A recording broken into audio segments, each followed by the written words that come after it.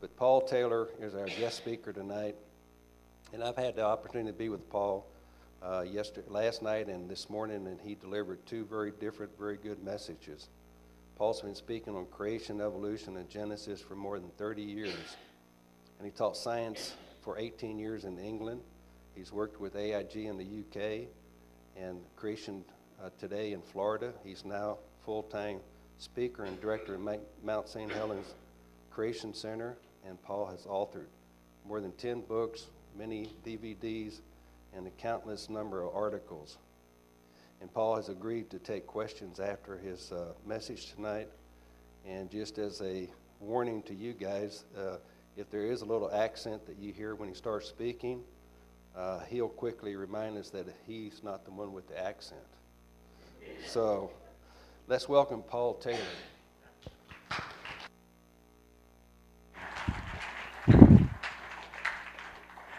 Well, good evening to you. Thank you very much indeed for inviting me here.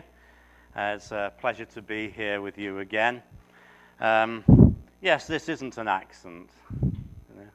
The language is called English for a reason. You know, when my eldest son was in the United States, he was leading a Bible camp in Oklahoma, and one of the teenagers on the course said to him, well, what language do they speak in England then? So he said, well, English. She said, that's amazing. She said, say something to me in English. So there we go. She was blonde, I have to add. Well, we're going to be talking about James Ussher tonight, and the history of biblical chronology. And by the way, just seeing all the various notices there, maybe I could just mention a couple of dates for your diary of my own, if that's okay.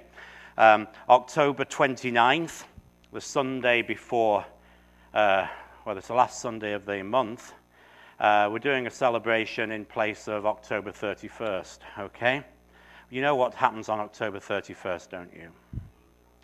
Absolutely right, and that's what we're celebrating in our Creation Center. We've got an event called Reformation 500, so I know you'll have lots of interesting things here going on at this church, but if there's anyone who lives further south who wants to drive down to Castle Rock, we'll be doing an event called Reformation 500, where I'll be taking some questions, we'll be having a discussion, and we will actually see an old BBC film, so taking a risk there, an old BBC film called Martin Luther Heretic, but it's actually surprisingly good for the BBC. You all heard of the BBC, haven't you? You know, the Babylon Broadcasting Corporation. So that's October 29th. On November the 4th, of course, Pat Newry's got the event at his centre. You live closer to him, so you better go there. But if there's anyone who's travelled from further south and wants to come to our place, the Mount St. Helens Creation Centre in Castle Rock, we will be having an event that day as well, because it is International Creation Day. There is a conference going on in Santee, California, but you may not want to drive quite that far south, so we will be live streaming that in our centre. With all the speakers there, featuring John Baumgardner and Eric Hovind and Russ Miller. And actually mentioning Eric Hovind, Eric Hovind and Ralph Streen from Creation Today have spent a lot of time working on a marvelous film, which is going to be released on November the 13th. And it will be out in all the movie theaters. November the 13th. It's called Genesis, Paradise Lost. It is the first ever, the world's first ever 3D creation film.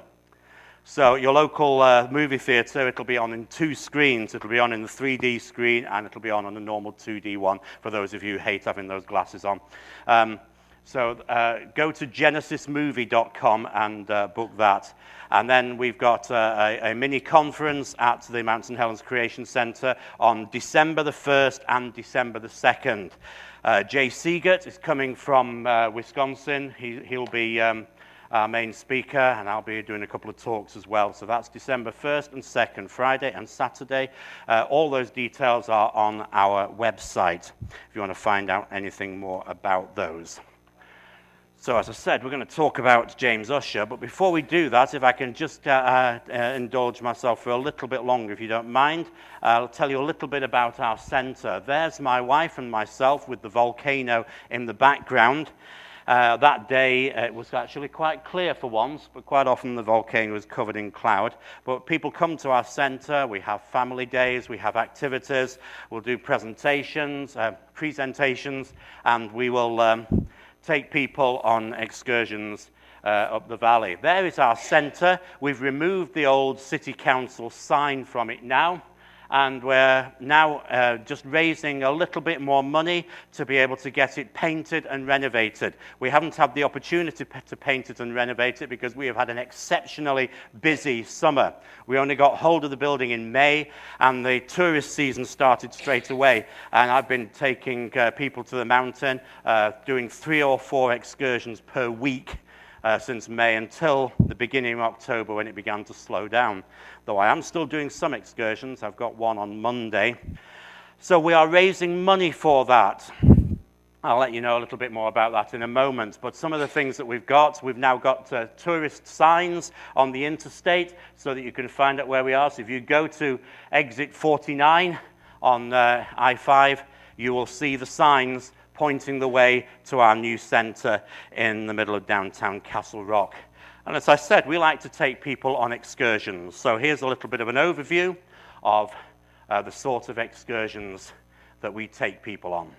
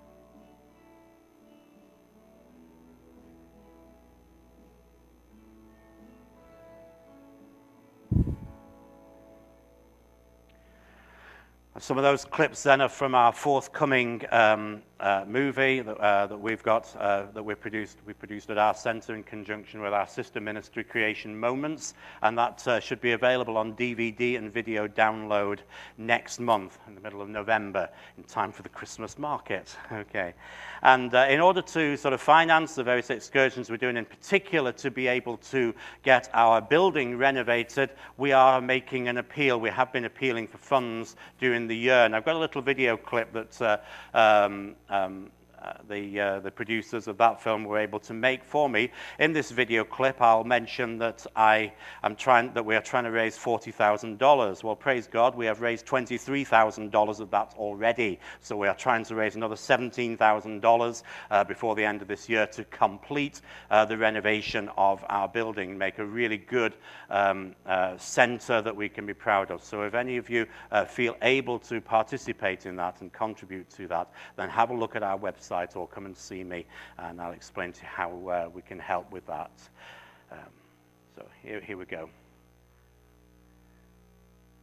Try it? No? There we go.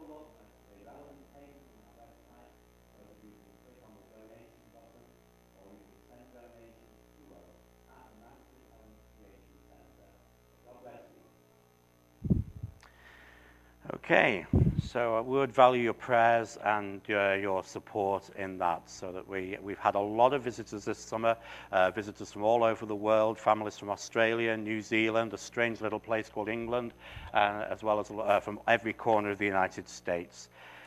Okay, well, we're going to be talking about James Ussher. There used to be a time when in these sort of talks we would tell you all to turn your cell phones off, but we don't do that anymore. So if any of you want to tweet about what I'm saying, then please feel free to do so. There are two suggested hashtags for you. MSHCC for Mount St. Helens Creation Center, or you can put #Ussher. You'll notice his name's spelt with a double S, okay? So those are two hashtags you could use if you're trying to say anything about what we're going to say tonight on Twitter, Instagram, or Facebook, okay? By the way, if you're over 40 and you haven't got a clue what I've just been saying, okay, then just ask a young person sat with you. Okay, well, Archbishop Ussher is famous for dating the age of the earth. And here's another famous piece of dating.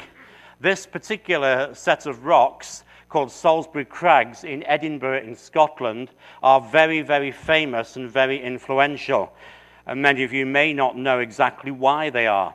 Well, the reason why they are is because these rocks were studied by a man called James Hutton, who evolutionists would refer to as the father of modern geology. James Hutton is the man who invented millions of years. He looked at these rocks and some other rocks to the east of Edinburgh at a place called Sicker Point. And in both those cases, he said that these formations must have taken millions and millions of years to form. He was the man who invented, therefore, in about 1760, the concept of millions of years. And it was not due to radiometric dating, because radiometric dating did not exist at that time. The reason why he came up with millions of years were made pretty clear to me when I took this photograph. I was on one of these open-top tour buses going around Edinburgh. And the driver stopped at this point. It's an interesting point in the road to stop because downtown Edinburgh is very close to the hills. So in fact, on the left-hand side of the bus, you could see Britain's ugliest building, which is the new Scottish Parliament. Straight ahead of us, you could see Holyrood Palace, a much nicer building where the Queen stays when she's in Edinburgh. And to the right, you could see Salisbury Crags. And the guide said, here are Salisbury Crags. It was by studying these rocks in 1760 that the geologist James Hutton proved that the Bible was wrong. That's what he said. That's what James Hutton was interested in, because he didn't like the time scale of Genesis. By the way, you see that line there between the upper layers of rocks and the lower rocks. That's called an unconformity. It is smooth. And you don't get smooth erosion if the erosion takes a long time. The fact that you've got smooth erosion there suggests that the erosion must have happened very quick. So this did not take millions of years at all. We would suggest that these rocks were laid down during the flood. But as I said, James Ussher had a date for the earth. And so many people wonder what the creationist response should be to the people who tell us that the earth is millions of years old. And there are various responses that creationists have had to this. Some creationists have simply said, well, we should refuse to accept evolution, and instead we should look at other dating systems. So we should start with looking at the science behind other dating systems that will give us a shorter age for the earth, maybe an age of 10,000 years or less. And I've heard people referred to as young earth creationists when they believe that the earth is 10,000 years or younger. Actually, you may be interested to know that in England, there is one creationist group which describes itself as a young earth creationist group that believes the earth is 30,000 years old. But many young earth creationists would define themselves as being those who believe the earth to be 10,000 years old or younger. Once they've made that definition from their scientific experiments, they'll look at Scripture and they'll say, well, that seems to confirm what we've just said with our science. So we'll start with the science and we'll move to Scripture. I'm going to argue that that's the wrong way round. That is not the way round we should work. Instead, I would suggest that we do what James Ussher did, which is start from a biblical presupposition. We start by saying we believe the Bible to be true because it's God's word. And when we believe the Bible to be true, we do not get an age of 10,000 years. We get an age of around about 6,000 years. So those people who say that the earth is 10,000 years or younger are not starting from the Bible. And so they refer to themselves as young earth creationists. My position would be that the earth is about 6,000 years old, a little bit older than that, because we start from Scripture to get that. And I don't actually like to refer to myself as a young earth creationist, because I don't believe that the earth is young. Let that sink in for a moment. I don't believe the earth is young. I believe the earth is very, very old. Let that sink in as well before someone takes me out ready to stone me as a heretic. I believe the earth is so old that it's about 6,000 years old. That is old. That is old. I get that age from the Bible. If you say you're a young earth creationist, young earth compared to what? It's only young if you compare the age of the earth to an evolutionary age. And why should I want to define myself simply by my opposition to what the evolutionists say? I'm not going to do that. The earth is not young.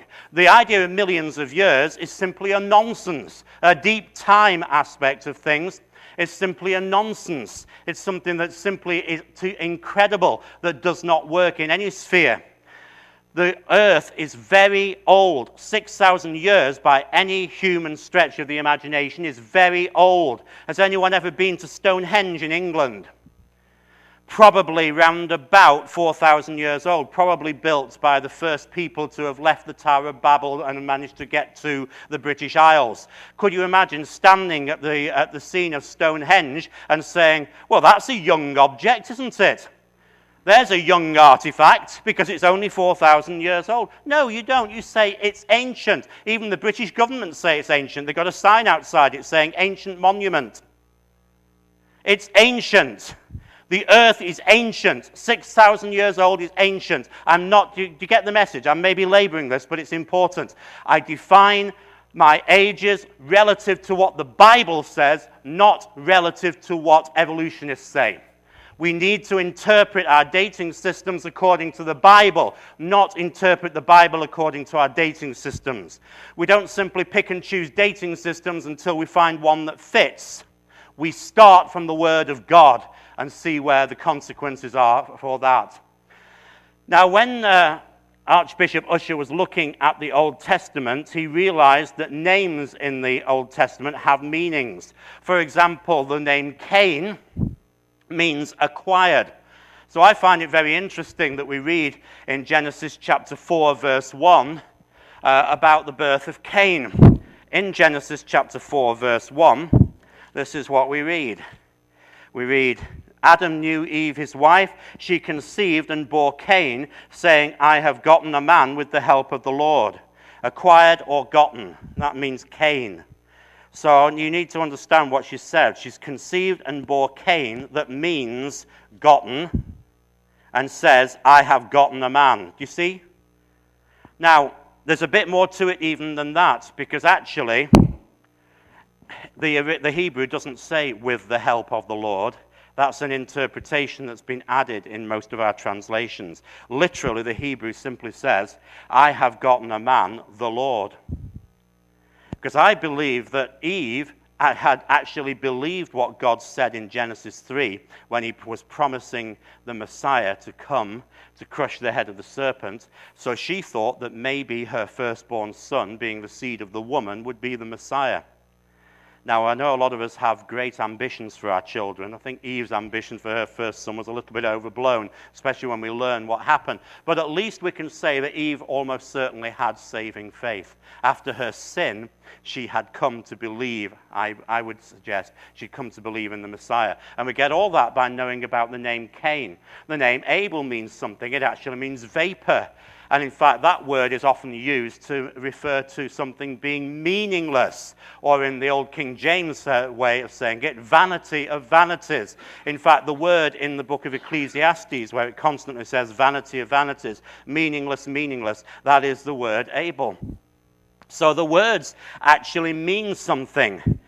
So when we come to 1 Chronicles chapter 1, we get the most odd beginning to a book in the Bible that you could possibly imagine. 1 Chronicles chapter 1 simply begins by saying, Adam, Seth, Enosh, Kenan, Mahalalel, Jared, Enoch, Methuselah, Lamech, Noah, Shem, Ham, Japheth, and so on. It's got a list of names over and over again. A long list of names. That's what it's about. What on earth could that mean? How on earth can we understand what the first book of Chronicles is saying?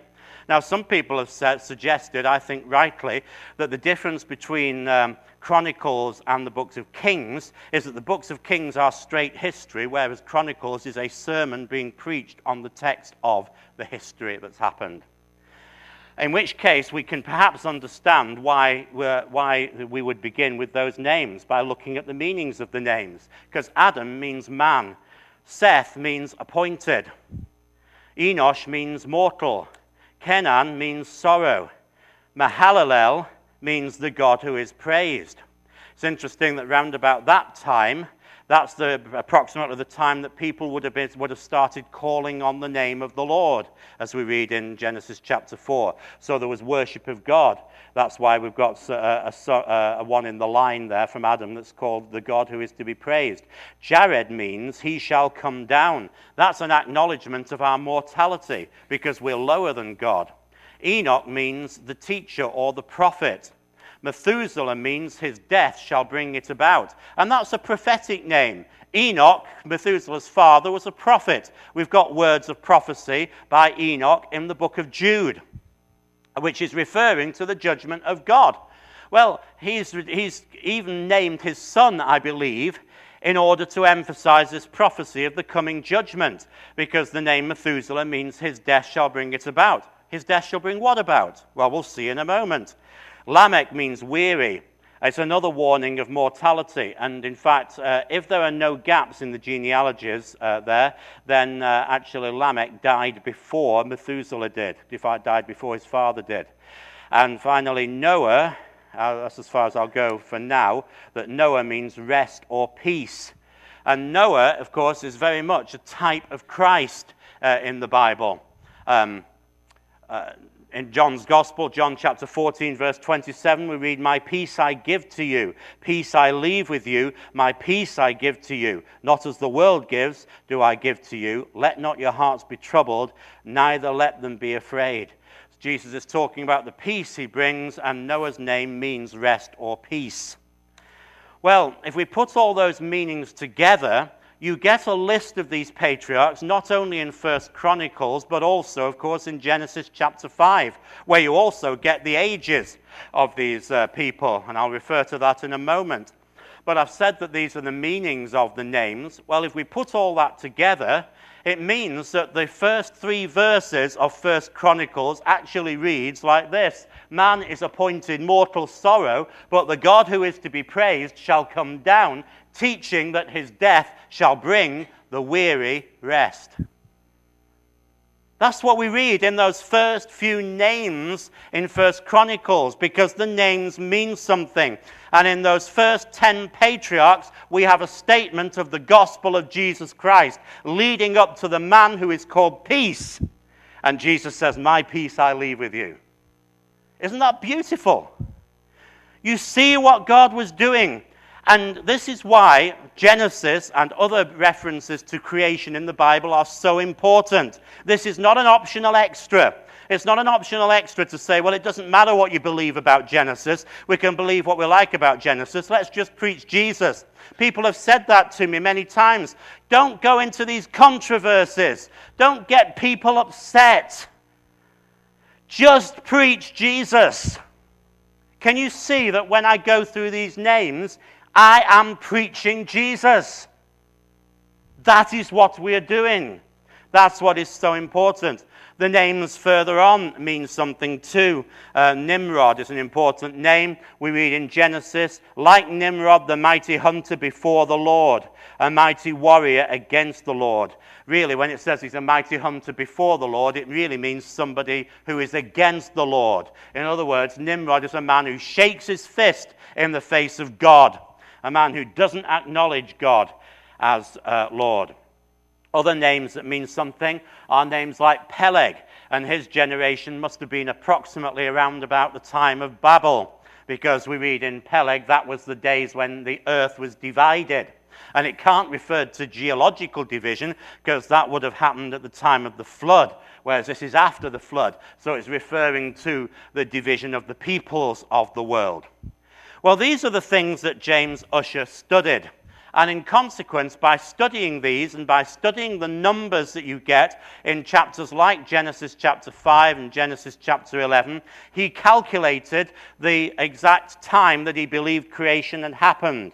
So he calculated that the date of creation was 6 p.m. on October the 23rd, 4004 BC. Actually, I've got that wrong. He actually said it was the evening before. I've got it right on the slide. What I've just read to you is wrong. He calculated 6 p.m. the evening before October the 23rd, 4004 BC. I'll come back to why he said 6 p.m. the evening before October the 23rd shortly, the reason for that. But you see, Archbishop Ussher has been made fun of for saying things like that. People have criticized Archbishop Ussher for saying things like this.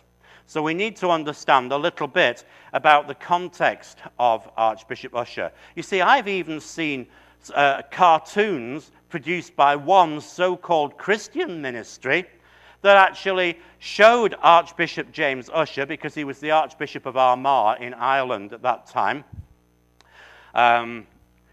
It's shown him looking like some sort of a dunce, counting numbers on his fingers and on his toes as well. He'd taken his socks off and he's counting his toes. A Christian ministry ridiculing and making fun of Archbishop Ussher, because the idea is that he was too simple to be able to get the whole idea of millions of years. If he'd been a lot cleverer, he would have been able to work out the theory of evolution. Well, that's not the case. And in order to prove that, I'm going to need to give you a short, potted biography of Archbishop Ussher. So let's have a little look at his life. Archbishop Ussher was born into a very different world than we are in today. Queen Elizabeth I became queen in 1558. At the time, there had been a considerable amount of things going on before this. It was a very turbulent period of history. The previous ruler of England had been Queen Mary Tudor, and that was the most dreadful period of English history. That is the period of English history where Christians were burned alive for being Christians. People like Bishop Latimer, people like Archbishop Cranmer, burned alive for believing in the salvation that is taught in the Bible. So when Queen Elizabeth came to the throne in 1558, there was very much a hope among Christians that things would turn back, that the Reformation in England would be restarted, having been stalled before, that it would now be restarted. But in the year 1558, her position, when she came to the throne, her position was not very stable at all. It was an extremely unstable situation in England. And that brings us then to Archbishop Ussher. As I said, Elizabeth I was made queen in 1558. The 39 Articles of the Church of England were completed in 1563. It's worth reading the 39 Articles of the Church of England. They actually predate the Book of Common Prayer by nearly 100 years, the Book of Common Prayer being published in 1662. But the original 39 Articles, which are a great statement of biblical belief, very much based on the teachings of both Luther and Calvin, were completed in 1563. John Calvin, of course, died in 1564, and that's the same year that William Shakespeare was born. So you can see the pattern here that we've got, the period of time that we're talking about. Elizabeth I was excommunicated because of her stand for Protestantism. She was excommunicated by Pope Pius V in 1570, and then James Ussher was born on January the 4th, 1581. So that's the world into which James Ussher came. The Spanish Armada was in 1588. A lot of people don't realize the significance of the Spanish Armada. It was not just a little local war between England and Spain. The Spanish Navy was at that time the superpower of the world. England has a history of being a naval power, but that hadn't really got going at that time.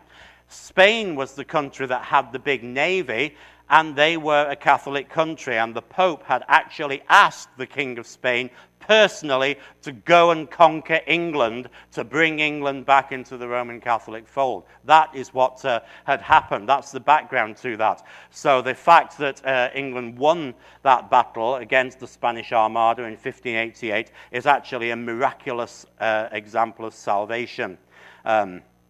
Because humanly speaking, it should not have happened. The Spanish Navy was far superior.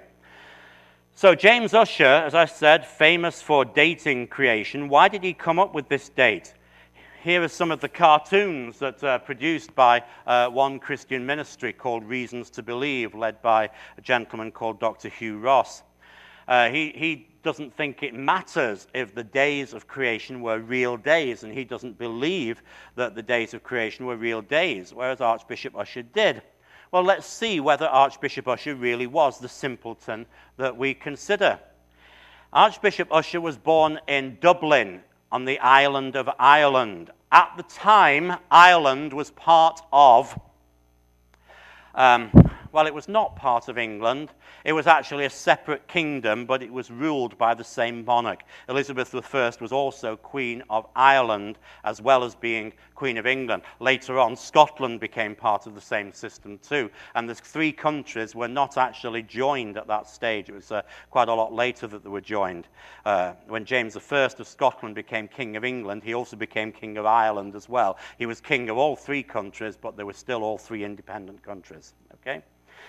Now, Ussher was born at 57 High Street, Dublin. There's a picture of 57 High Street, Dublin, but that's clearly not the house in which James Ussher was born. I wonder if you know how you can tell that, by the way. Here's a little bit of a bunny trail. That's a Georgian building. It was built in the time of King George III. How do I know that? I know that because of the shape of the windows, because on Georgian buildings you always have at least 3 stories, at least 3 floors, and the windows get successively smaller as you go up the building. Did you know that? There's a lot of Georgian buildings in Dublin. There's actually more Georgian buildings in Dublin than there are left in London, because a lot of them were destroyed during the Second World War in London. So actually there are many films that you think are set in London that are really filmed in Dublin. It's very often the case because the buildings look like London buildings. So Ussher was born in a building on that site, where you can see on the map there where that would have been. Now, his uncle, Henry Ussher, had also been the Archbishop of Armagh and therefore the primate of all Ireland. The Ussher family were very important in Dublin. Look at the square on the map that I've just produced there, and if I expand that square, you'll see that there is a street called Ussher Street. Interestingly enough, spelt with only one S, because they hadn't quite finalized spelling at that time. But there's Ussher Street and there's Ussher Quay, so you can see that the Ussher family were important. In fact, James Ussher's father, James Ussher's mother was called Margaret Stanishurst, and her father, therefore James Ussher's grandfather, James Stanishurst, had been the Speaker of the Irish House of Commons for 3 successive terms. Okay, so that's a map of Dublin then. Here is Christ Church Cathedral in Dublin, very close to where Ussher's house is. Ussher's house, where he was born, is labelled as letter A. Then you've got St. Patrick's Cathedral there. It's interesting that in Ireland, which is a Roman Catholic country, there are no Catholic cathedrals in the capital city, Dublin. Both those cathedrals are actually Anglican cathedrals, interestingly enough. There's Dublin Castle. And you might think, well, that's an odd place for a castle to be. There's not a lot of defence there. For a start, in front of the castle there, you've got this large green space. But in Ussher's time, it wasn't a green space, it was actually a river. That river has been put into a tunnel underground now, and the city of Dublin built on top of it. But there was a river flowing northwards into the River Liffey, and that area in front of the castle was a large pool. And because of so many leatherworks around the pool there, the pool water was black. So in fact, they named the town Blackpool. Okay? There's a town in England called Blackpool, but they named the town there Blackpool. And the Irish Gaelic word for black is dub, and the name for pool is linn. Dublin means Blackpool. So, Archbishop Ussher was sent to the City of Dublin Free School, one of the very first free schools that came about in what was later to become the United Kingdom.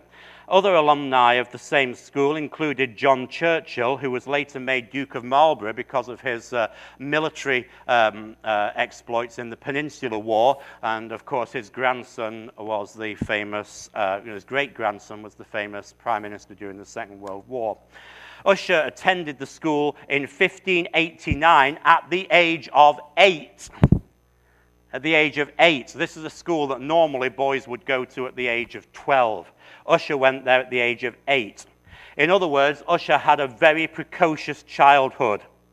Very precocious childhood indeed. In fact, he wrote in his journal that when he had heard a sermon on Romans 12, he said, "That led to me having very serious thoughts." How many 8-year-olds at that time would have written in their journal that they had very serious thoughts about Romans 12 at the age of 8? In fact, he read the Confessions of Augustine at the age of 10 and wrote in his journal that I wept while I read them.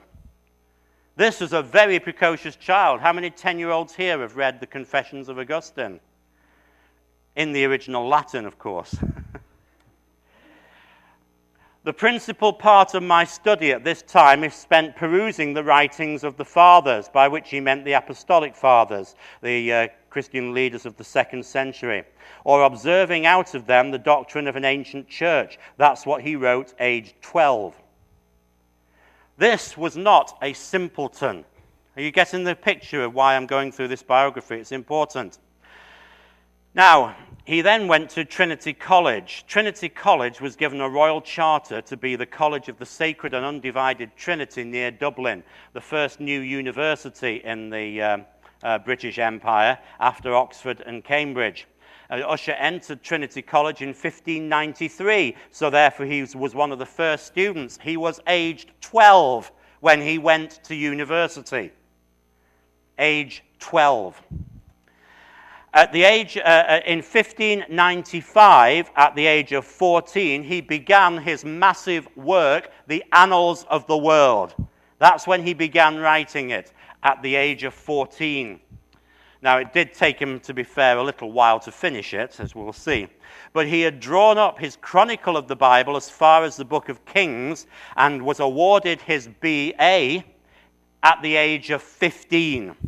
So he was graduating from university with a bachelor's degree at the age of 15. Okay, further on in his period of time then at Trinity College, in 1598, his father died. Well, James actually then resigned all of his inheritance at the time to give it to his brothers and sisters. He kept just a small portion for himself. And that's the beginning of his first major book, where he wrote a book called Answers to a Jesuit, where he had a famous disputation with the Jesuit preacher Henry Fitzsimmons. In 1600, he was awarded his master's. In 1600. And then in 1601, he was ordained. He became Professor of Divinity in 1607 at the age of 26. At Trinity College, and he became Vice-Chancellor of Trinity College in 1615. A very young Vice-Chancellor for a university to have. Well, he got married in 1613, and his first daughter was born in 1620. And on these dates, 1603, 1606, 1609, and 1612, he visited England. And these visits are very important. In each case, he wanted to go to Oxford because he wanted to go to the famous Bodleian Library. He wanted to be able to study original documents.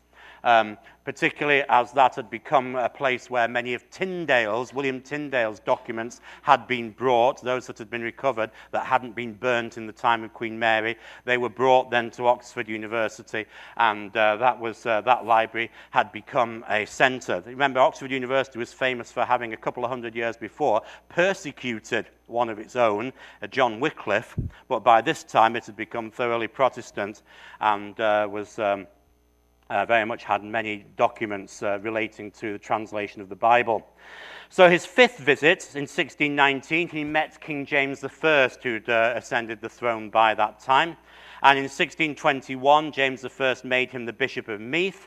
He went to study in England between 1623 and 1626, and in 1625 he was made the Archbishop of Armagh and Primate of all Ireland. And it was during that time, when he was Archbishop of Armagh, and therefore leader of the Anglican Church throughout all of Ireland, that he did his famous calculation on the age of the earth. He was inspired very much by the Book of Kells having been discovered in 1621. The Book of Kells was actually not originally produced in Kells. It was actually produced in Iona, and it was an illustrated copy of the Gospels. That, in fact, is the Gospel of John there. We can read the words, erat autem hora tertia, now it was the third hour, there on the right-hand side. So this was produced in the Isle of Iona, by the monks there, but when the Vikings destroyed that monastery, many of the monks escaped with this manuscript to Kells in Ireland, where they built a monastery, and they buried these objects. Now, these were discovered in 1621, and what it led to was a great revival in interest of having the Bible in people's ordinary language. And of course, 10 years before that discovery, 1611, 10 years before that was the date of the publication of the King James Version of the Bible. But it was very much, people were talking about getting the Bible into other languages. It's interesting, by the way, that there was a suggestion at the time that maybe they should have translated the Bible into Irish. And here's an example of something, I think, where Archbishop Ussher made a mistake. because he actually opposed the translation of the Bible into Irish. I wonder how Irish history would have been changed if the Irish people could have read the Bible in their own language. But it was it was a couple of centuries later before the Bible was ever translated into Irish. So the idea that they only have the Bible in English rather than their own local tongue really sort of underlined the idea, made people see Protestantism as a sort of colonial power rather than being an indigenous faith of the people. Okay, when Ussher eventually went to England after the outbreak of the Irish Confederate Wars. The Irish Confederate Wars broke out at that time, at a period of time when there was a lot of violence going on in all the islands that today make up the British Isles. The Irish Confederate Wars were an attempt by Catholics to overthrow the Protestant ascendancy. And then they were almost immediately followed, once the army had put down the Confederate wars in Ireland, they were almost immediately followed by the English Civil War. It was all part of the same unrest and warfare that was going on at the time. So this is what was happening. Ussher, interestingly enough, declared for the king. That's interesting because Archbishop Ussher was actually very sympathetic to the Presbyterians at the time, but nevertheless decided to declare for the king instead of for the Parliament. And in fact, Ussher was in London. He moved to England in 1640, never returned to Ireland. His house was destroyed after that in 1641 during the Irish Confederate Wars, so he never returned to Ireland. 1642 was the outbreak of the Civil War. Ussher was in Oxford, but in fact he moved back to London briefly. He was in London at the time of the execution of King Charles I, when England became a republic briefly under Oliver Cromwell. And it says on the slide there that he did go to places like Bristol and Cardiff and St. Donat's, but then eventually in 1646 he returned to London and witnessed the execution in 1649. Well, he was getting towards the end of his years at that time, and in 1654 he published the Annals of the World.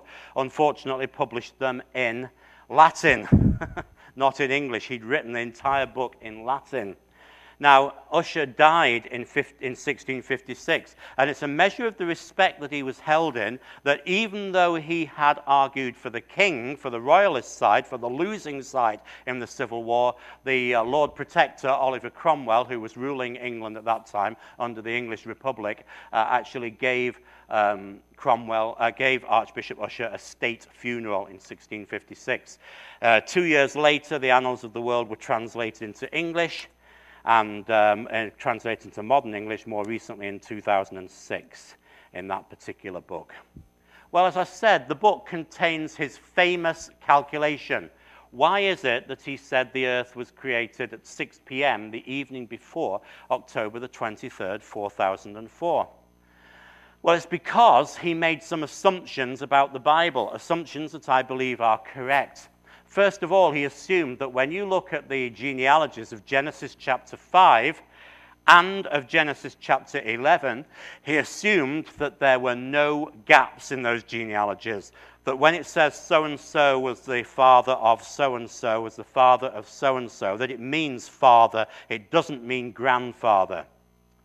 Now, you know, if there's not that many generations there, if we calculate all the generations from Adam to Abraham, we've got 10 there, and then, I'm sorry, I've missed out a slide there. If I just go back, that one there, you've got, so we've got 10 there from Adam to Noah, and then from Noah to Abraham, 1, 2, 3, 4, 5, 6, 7, 8, 9, 10. Another 10, so you've got 20 generations altogether. If you think the earth is 10,000 years old, you can only do that by adding an extra 4,000 to the numbers that Ussher calculated. 4,000 divided by 20, 4,000 divided by 20, is 400 divided by 2 is 200. It means you've got to have 200 years gap in every generation. How many more people needed to be born in each generation? Can you see that that stretches the genealogies too much? You can't actually have a sensible commentary on Genesis if you have those gaps. Well, here's what, you can't read all the writings there, but what he's done there is he's actually calculated the year that each of those people were born from the numbers in Genesis chapter 5 and in Genesis chapter 11. So if I pick a few of them, you can see that Noah was born there in 1,056 years after creation. He has dated that as being 2,948 BC, and we'll justify that in just a second. So that's what he's done. He's taken these years and he's added them up. And after Abraham, we read that Abraham left Haran at about the age of 75. We also find then that from the promise being given to Abraham to the Exodus is 430 years. That's what we read there in Genesis and also in Galatians chapter 3. From the Exodus to the beginning of the temple is about 480 years, so we've got that added on. It's actually 479 years. And from the start of the temple to the division of the kingdom at the time of Jeroboam's golden calves, that's 38 years. And from the golden calves to the final deportation of the Jews to Babylon is 390 years. So he's calculated all these dates. And you see, we think that Archbishop Ussher certainly had evidence to suggest that the deportation of the Jews to Babylon happened in 584 BC. So from that number there, adding 584 to 3,420, that's how he got the date of 4004 BC. Does that make sense? Yesterday evening, I did my own calculation, which I presented to the church there, and calculated the date of creation as being, using these numbers that I extracted from the Bible. I got the date to be actually 4003 BC. So I from by 1 year. And there is a margin for error. That means I think the age of the earth is 6,020 years old, but there's a margin for error. And you need to understand that Archbishop Ussher mentioned the margin of error as well. He's got it in his book. So many people think he was dogmatic when he said 4004 BC, October 23rd, 6 p.m. the day before. Nevertheless, he thought there was a margin of error too, because when it tells you that Shem gave birth to Arphaxad at, let's say, the age, I can't remember what age it was, but if it was the age of 30, does that mean he was, that was his 30th birthday, or does it mean it was the day before his 31st birthday? So do you see that there is a possibility of a year error at every single point on the calculation? So we could stretch the dating of the earth to about 6,200 years. I mentioned last night that you could actually stretch it another 200 years because you may disagree with me over my dating of the Exodus, and that would add an extra 215 years to my calculation if you disagree with my dating of the Exodus. But you can't stretch the age of the earth beyond the date of 6,500 years. Here's what I produced on an Excel spreadsheet. And here's where we go back to the prophecies. And this is what Archbishop Ussher pointed out. Remember I said that the name Methuselah is prophetic because it means his death shall bring it about. Bring what about? Well, it brings the flood about. If there are no gaps in the genealogies, it means that Methuselah died the same year that the flood came. You see? If there are no gaps in the genealogies, Methuselah died the year the flood came. Do you think that's significant? If there are gaps in the genealogies, there is no significance to Methuselah's name whatsoever. It doesn't work. But if there are no gaps in the genealogies, then Methuselah's age is important. He died the same year that the flood came. He died, and then shortly afterwards the flood came, because Enoch prophesied that Methuselah means his death shall bring it about. Enoch, remember, was prophesying about judgment. As I said, we've got other words of his prophecy in the book of Jude. So it's all of a piece, and it fits. It makes sense when you realize that there are no gaps in that genealogies. So I just offer you that as evidence of there being no gaps in the genealogies. Look at this chart of the ages after the flood. Can you see how the ages after the flood decay? They decay in what amounts to pretty much an exponential decay curve. And that means that the ages on that list are significant. They're very significant. For example, look at that age, 175. 175 is the age that Abraham was when he died. Okay? And it tells us in Genesis that Abraham was full of years. In other words, he died at the right age. Now you see, when Abraham left Haran, he was 75 years old. Is that a good picture of the age of Abraham at the age of 75? See, I want you to understand that I don't think that is a very good picture of Abraham. I got that out of a children's story Bible. But I don't believe that that's what Abraham looked at the age of 75. I think he looked like that. Why? Because he became an old man at the age of 175 and died full of years then. So at the age of 75, he didn't get to the age of 75 as an old man and then stay an old man for 100 years. That's not how it worked. He aged slowly. You see? So at the age of 75, he was the equivalent of a young man today in his mid-30s.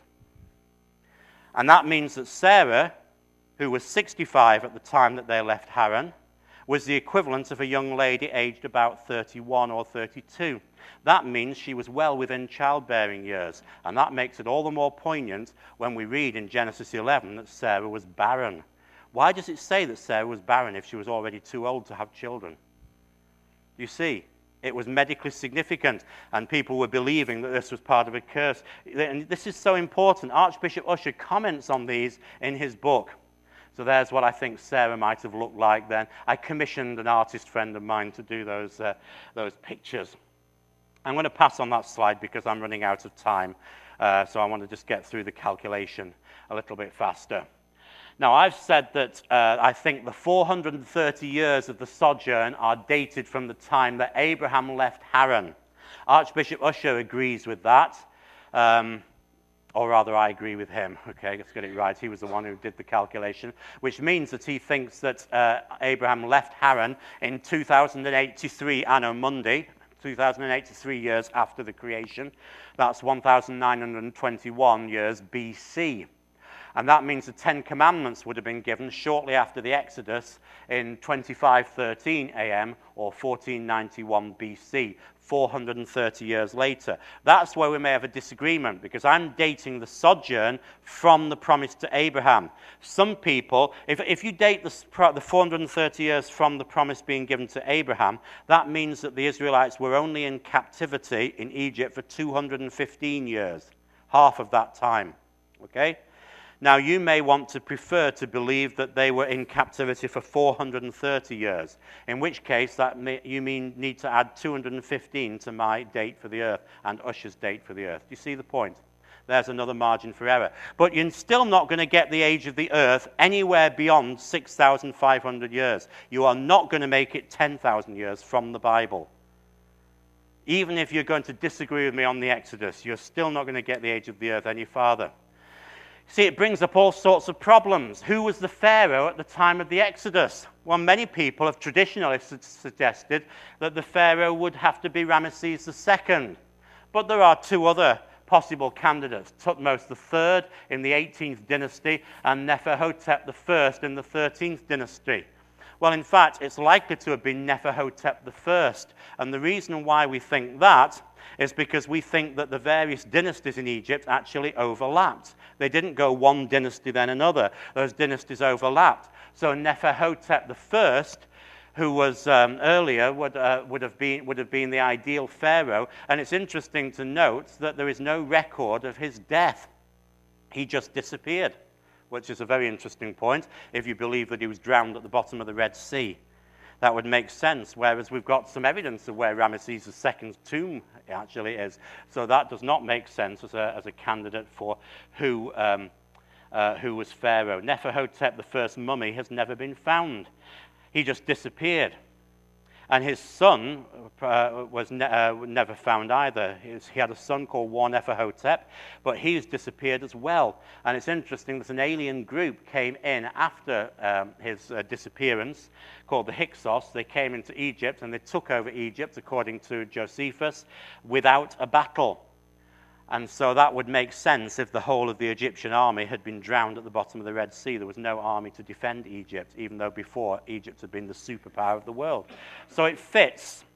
So you see, when you have Ussher's dates, or the dates that I've suggested, it makes a difference to what you think about the history of other countries around the world. such as the dating of those pyramids in Egypt. I've heard some people say, well, those pyramids must have been built before the flood. No, they couldn't have been built before the flood. They had to have been built after the flood, when the Egyptian people had migrated there from the Tower of Babel incident. The ancestors of the Egyptians had migrated there. Well, why October the 23rd? Well, that's quite easy to explain, because at the time, England had not made a change that the rest of Europe had made. You've probably heard that Britain is very different from the rest of Europe. You know? Sometimes people have said to me, what's it like living in Europe? And I tell them, well, I have no idea. I've never lived in Europe. And at the time of Ussher, Britain had not adopted the Gregorian calendar. The rest of Europe had adopted what's called the Gregorian calendar. That basically means that every 4 years you have a leap year, okay? Remember that?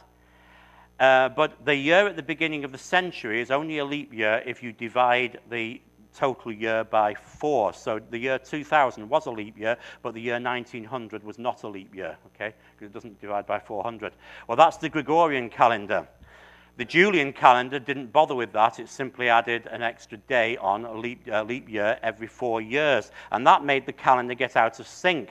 And by the time we reached the time of Archbishop Ussher, the English calendar was 32 days out of sync with the rest of Europe. In other words, October the 23rd was actually September the 21st. What's September the 21st? September 21st is the fall equinox. And in most civilizations in the world, the fall equinox has always been New Year's Day. New Year's Day has not been January the 1st in most areas of the world. The fall equinox has always been the beginning of the year. And it was certainly the beginning of the year at that time for Hebrew people, for the Israelites.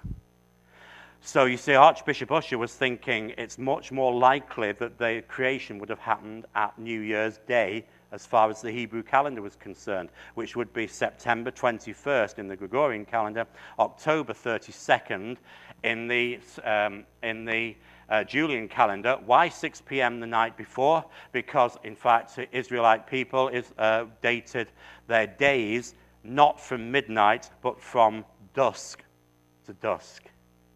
Dusk would have been approximately 6 p.m. And so that's why it was the day before, 6 p.m. the day before. Do you see, Archbishop Ussher is not being dogmatic here. You know, you think he's picked a date out of thin air. He hasn't. He's got a reason for saying it's October 23rd, because it's the fall equinox. And then he's got a reason for saying it's 6 p.m. because that's when they started counting the days. He knew his stuff. This is not a simpleton. And we're coming back to the point that Archbishop Ussher was a very clever man. And that really sort of brings me to a conclusion here, which is this. I just wanted to mention there that the Hebrew calendar would have normally been, many ancient calendars would have been 12 months of 30 days each, with then an extra 5 days or 6 days every 4 years, basically the same as the Julian calendar. Britain didn't adopt the Gregorian calendar until September 2nd, 1572, during which time 11 days were dropped from the calendar. And that, by the way, ladies and gentlemen, is why there are 12 days of Christmas. Because previously they'd celebrated Christmas on one day, and now they were going to celebrate it 12 days before that to account for that 11 days difference. And they basically then just spread in England, they just spread the celebration over 12 days because they didn't want to miss out on a party. Instead of getting the party on the wrong day, they made sure they got it on the right day by having 12 days of celebrations. Okay? So there we go. From 4,000 years from creation to Julius Caesar, 32 days were dropped altogether. So October 23rd is the same as September 21st, which is what I've just said. So what have we learned? We've learned that Ussher was a man of great intellect and scholarship, not a simpleton. We've learned that he was very learned in ancient documents. He knew what he was doing. He studied in both Trinity College Dublin and at the Bodleian Library in Oxford to make sure he got the original documents. He was learned in other disciplines as well. He was a polymath. a very, very intelligent man. The age of the earth, you can still get the same ballpark calculation. I've shown you that my calculation, and I don't pretend to be as clever as Archbishop Ussher, but my calculation is just 1 year different from his. Other people who calculated the same date include people such as the scientist Isaac Newton. He calculated the age of the earth to be about the same. I think his date was 4005 BC. The Bible, you will notice, was foundational to Ussher's entire intellectual output. This clever man, this polymath who was so learned, started by assuming that the Bible was true. And all his calculations and all his intellectual effort began from that point. Do you see that it is not intellectually inferior, it is not an intellectually weak position to start by believing the Bible is true? A man like Archbishop Ussher, we now see as not a simpleton, some sort of fundamentalist redneck who doesn't know what day of the week it is. No, he was a very, very clever man. And it was because he was a clever man that he put his faith in God and trusted that God's word was true. And all his expertise came from that point. And that's why the Ussher's Annals of the World is such an important book. And although I've not got these books on my bookstall, you may have seen them elsewhere. It's possible the Apologetics Forum bookstore may have things like that time chart, which is called Sebastian Adams' time chart. I sell that in my center. There's the Chronology of the Old Testament, also based on Ussher's works. Unwrapping the Pharaohs, that gives better dates for the pharaohs of Egypt, based on Ussher's work. And there's a biography of Archbishop Ussher that I've used as my main source material for this talk tonight.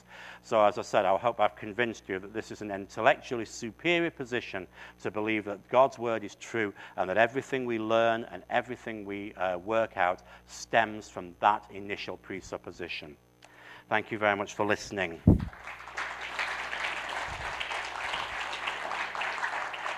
Now, just before I do take some questions, let me please just mention a couple of products you'll find on our bookstall.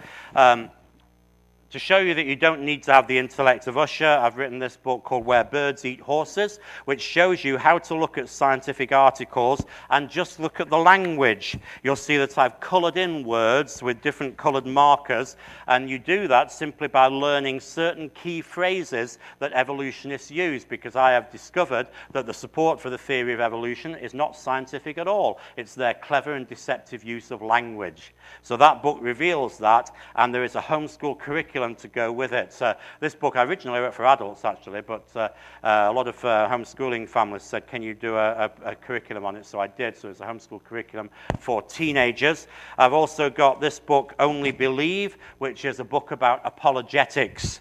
How we should defend the Christian faith by starting from the presupposition that God's word is true. It's what we call presuppositional apologetics. So I've got a book on that, and the well-known Canadian apologist Cy ten Bruggencate kindly wrote the foreword to that book. You can get that book by itself, or I've got a pack of 4 books that I think are essential reading as an initial start to apologetics. This DVD set is my main DVD set as an introduction to the whole subject of Genesis and creation. It's 6 talks about the first 2 chapters of Genesis, going through the 6 days of Genesis.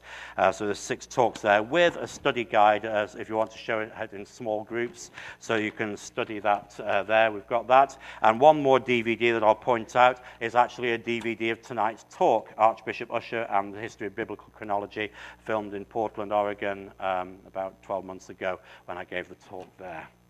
Okay, thank you. Thank you, Paul. Do we have any questions? And be thinking of your questions, and as you do that, we'll take a love offering. And remember, we're a 501c3 organization. You can make checks payable to Apologetics Forum. And we can do that and take questions at the same time. Are there any questions at this time?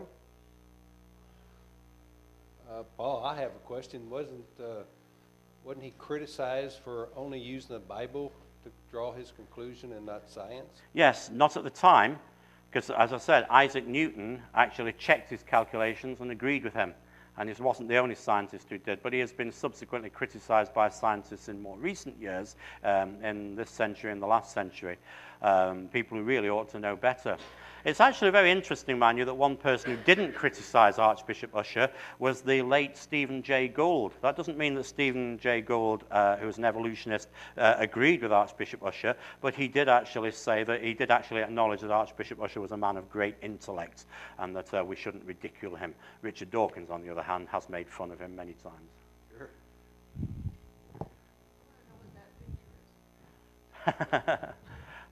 I want to know what that picture is. That picture is of the Carnac stones in Brittany and northern France. And they're curved because at one end of the stones point towards the rising of the summer sun in midwinter. At the other end, it points to the rising of the sun at midsummer. And one of the interesting things I like that dates back to about the same time as Stonehenge, which also lines up with astronomical features. Isn't it interesting then that although they don't look like the stones at Stonehenge, and they certainly don't look like pyramids or like ziggurats or anything like that, but yet all these ancient monuments have one thing in common: people are trying by human effort to get to the heavens and to actually harness the heavens for their own power. Isn't that basically the sin of the Tower of Babel? So these Neolithic art monuments were probably produced by various different tribes as they migrated away from Babel at the time that they were being scattered across the earth. Now, you didn't think you were going to get a theological answer to that question, but that's why I love that. I love those sort of ancient monuments. Any other questions?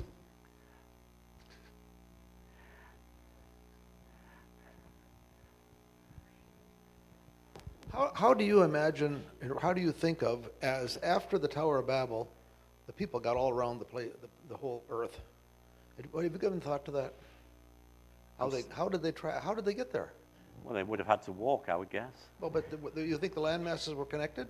It was very likely that the sea was still a lot lower then, because it was probably still during the Ice Age that followed the flood. So the sea levels would have been lower. There would certainly have been a land bridge across the modern-day Bering Straits and other areas. In fact, human beings wouldn't have got to Australia until quite a bit later than that anyway, by boats, because we think the Aboriginal people came from India probably only about 2,000 years ago, 2,000 to 3,000 years ago, but not at the time of Babel, a bit later than that. But yeah, immediately after Babel, they would have walked, and they would have been able to walk to most areas of the earth by the various land bridges that there would have been.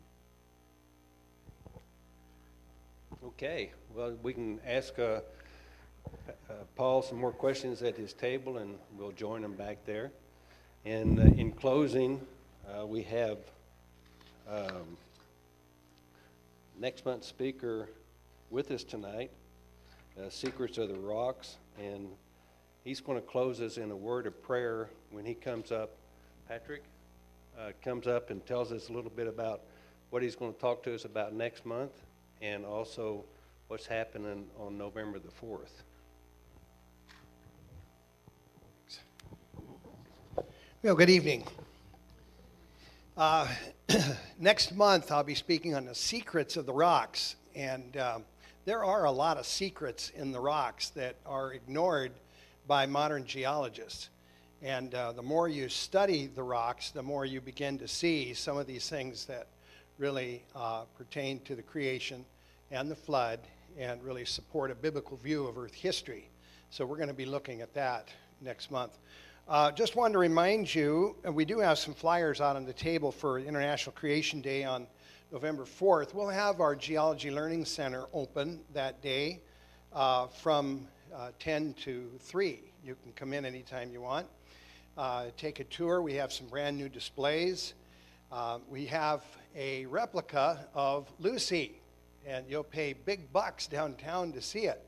They never travel with the real Lucy. They always travel with a replica, and that's what you're paying big bucks to see. We've got it in our Geology Learning Center, and you can see it for $1 per person.